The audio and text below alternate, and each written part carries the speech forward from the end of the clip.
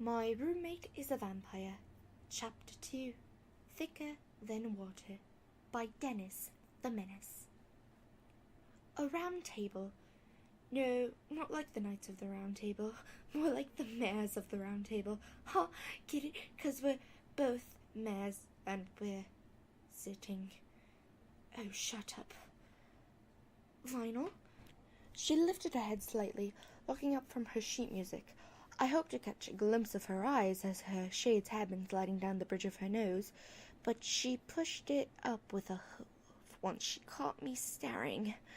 Drat. She spat the pencil she had been chewing on for the past hour or so out and set it down on the table. Yuck. So unrefined, so uncouth. Quills are much better, Vinyl. There's a certain elegance, flourish to using ink. But how do you erase? Shush, Vinyl, you wouldn't understand. Yeah, Octy? Octy. It was never Octavia, always Octy. The first time we met, she called me Octy after finding out my name.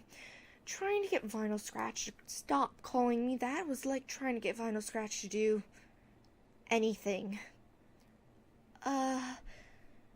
This was stupid. The idea seemed like a good one at the time, but then again, my ideas always sound good in my head. What? She pushed her glasses up again. Come on. Her voice was low and husky. At the same time, it was scratchy and rough, masculine almost. Her vocabulary was juvenile. It consisted mostly of slang. I spoke with a refined accent, articulating each and every word. The first conversation we had was mostly me asking her to repeat herself because I couldn't understand a word that came out of her mouth. Never mind. I waved my hoof dismissively. Now she was interested. She leaned forward on her cushion. Tell me. I shook my head. No, it's all right. I was going to ask me something, and now you're going to tell me. Vinyl finished. I sucked in, taking a deep breath before blurting it all out. Do you believe in vampires? An innocent question. I cringed, waiting for her reaction, for her to point and laugh. Instead, Vinyl said nothing. Not once did she even break into an insufferable grin. A faint smile tugged at her lips. I do. I stared. Really? Yeah, why do you ask? No reason. She arched an eyebrow. Oh, I get it. You've been reading that book, haven't you? It has nothing to do with that. Lies. All lies. I was lying to myself. And her. The Canterlot Concert Hall. Chandeliers, sweeping red carpets, massive enough to seat all of Ponyville. I was grateful to be back in Canterlot. The great thing about living there was that there was always an opportunity to listen to music. I thought it would be a great place to take Vinyl for a night out. How wrong I was. Fun fact. Did you know Vinyl Scratch sounds like a motorboat when she snores? I bet you didn't. The acoustics in there were great, for every pony in the hall could hear her snore. Definitely worth the bits I paid to listen to some fine classical music in the hall. Oh, good. She's awake. Oh, what's that? Oh, for Luna's sake, that is not popcorn. Yes, that is popcorn. Oh, she wouldn't. She just ate some. And now she's spearing the butter everywhere. And now she's slurping soda. Why did the music stop?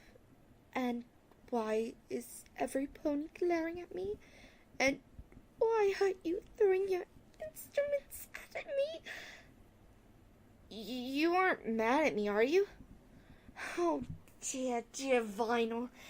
I couldn't possibly be mad at you. I was furious.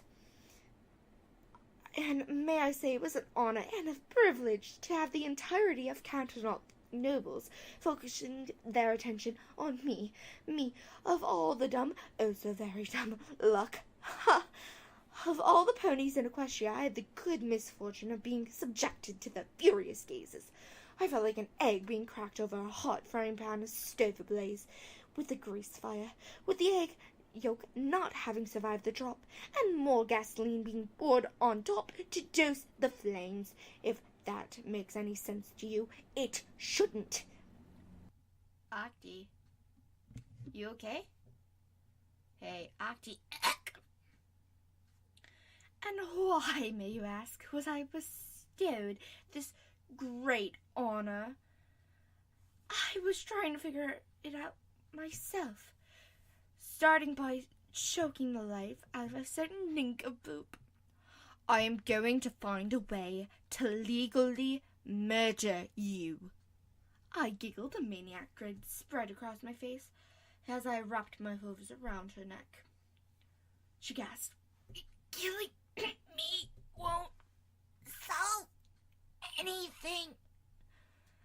And then after I legally murder you, I'm going to do so many not very nice things to your corpse so that there won't be any evidence left."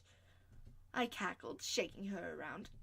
"Octi, I'm sorry." "No, you aren't. You aren't sorry, because if you were sorry, you wouldn't have bought popcorn and drinks and snored when they started playing."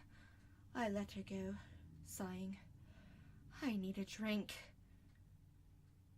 She said nothing, pulling me along. It was like that for a while, just us walking together to our favorite watering hole. Being the Canterlot native, I knew these streets like the back of my face. Octavia. I almost turned my head from shock of hearing my actual name come from her mouth. No, I'm not going to look at you right now. Octavia, please. No, I'm being mad at you right now. See how I'm not looking at you? That means I'm mad. I'm really, really sorry. Well, here we are anyways. I harumphed and turned away from the unicorn smoothly, climbing the few steps and pushing open the door for her. It was a little hole in the wall, out of sight and out of mind and out of place, compared to the rest of the grand capital city. Most ponies only saw Canterlot from the postcards and their views from the countryside. It was small and cramped. There was most definitely a bar of some sort with creaky stools and torn cushions. The bartender seemed to brighten as he saw us. "I'll have a sparkling water, and for my friend, a Bloody Mary." Final grin. "Extra blood." The bartender chuckled. I merely stared at her, my jaw agape. "She's a vampire." "Octavia, a Bloody Mary is a drink. She's a vampire." "It's a cocktail. The blood is tomato juice. She is a vampire." My mind was made up. Maybe I'd finally snapped. Maybe I lost it. I've been living with her for far too long. Just being around her guarantees some form of mental deterioration. I sighed and with one mighty swig downed my entire drink. She wasn't a vampire. Just me being a silly filly, overanalyzing every little coincidence. "Feel better?" I glanced over to see her, a red mustache above her lip. I giggled and pointed. It was hard to stay mad at her. "You go ahead. I gotta run an errand." At 1 a.m, I cocked my head.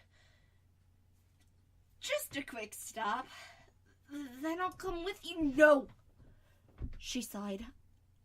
"I mean, this is something I have to do myself." Very suspicious. Very irregular, even for her. "All right then, if you insist. See you later," I said, walking away. I decided I was going to spy on her. Not in In the creepy way, mind you. I wasn't stalking her. But then again, that depends on your interpretation of the word. She waved and waited till I turned the corner to start trotting away. I silently ran to the other side of the street and spotted her again. My heart raced with excitement. As she crossed the street, I followed her, trying my best to stay hidden and inconspicuous to any bystanders. But the streets of Canterlot were desolate at this hour. There were always a few stragglers. Where is she going? I whispered, poking my head out before squeaking. She had turned around. Her head darted back and forth. I held my breath and listened for the sound of her clopping to grow fainter before moving on. Canterlot Hospital. Somehow I felt like I was walking into a trap, and I felt guilty, like I was about to be caught. Canterlot Hospital is one of the best hospitals in Equestria, second only to the princess's own personal hospital inside the castle. Why did Vinyl need to visit the hospital? She was fit as a fiddle. Any closer and I would have been found out. I resigned myself to watching her walk past the doors and sighed, slumping down against the brick wall. Perhaps she was getting a checkup. At 1 a.m? That doesn't make any sense. I bit my lip and trotted back to our apartment, mulling over the ramifications of what I had seen. I hurried myself into bed with a heavy sigh. How did I get involved with her? 6 months ago, Manhattan, cloudy gray skies, hard rain, a downpour almost. And then there was me, stuck inside some pub, sipping away at some sparkling water while listening to some blues on jukebox. Not cider or anything fancy like that. My mind wandered to the strange mare I'd met with the electric blue mane and pale coat. I didn't know where I was going that day or why I left my apartment. I just put on my scarf and wandered aimlessly until I had found myself at that nightclub with the pounding rhythm and enough flashing lights to give me epilepsy. Music I couldn't stand. I would probably never see it again. How wrong I was on that fateful day. I'm a good girl, honestly. Certainly not the type to get mixed up with the wrong crowd. It seems, however, I had attracted all kinds of attention, and not the good kind, from a bunch of rowdy stallions who had way too much money to blow on too much cider. I was in too much of a haze to remember their faces, their coats or manes, anything like that. I couldn't even remember what they had said to me. All I remember was her, Vinyl Scratch, coming to my rescue. Thanks, I said quietly. Vinyl Scratch. Octi, my mare! She shook my hoof. Good to see ya. There was something that attracted me to her, in a friendly way. Her charisma? Something like that. Living with Vinyl Scratch was like living with a friendly manticore who had no concept of personal space or hygiene. She was an absolute slob. I didn't dare venture into the pit of Tartarus, known as her room, though I had gotten a peek. Energy drinks everywhere, glow sticks hanging from the ceiling, records on the wall. She had her days, though. I'd wake up and be pleasantly surprised to find her washing the dishes. She's great, right? A roommate who does the dishes. Morning. Good morning, Vinyl. Did you finish your errand? Huh? Oh, yeah. A pause. So, what was it? I asked. Just had to pick up a few cables and cords and stuff for my set, DJing and stuff. I bit my lip and studied her, boring my eyes into hers, hidden behind those shades. Something wrong? I shook my head. Nothing. Can I see the list of ponies that visited last night. The man from the front desk eyed me wearily. Sure, name? Vinyl Scratch. She scanned the list.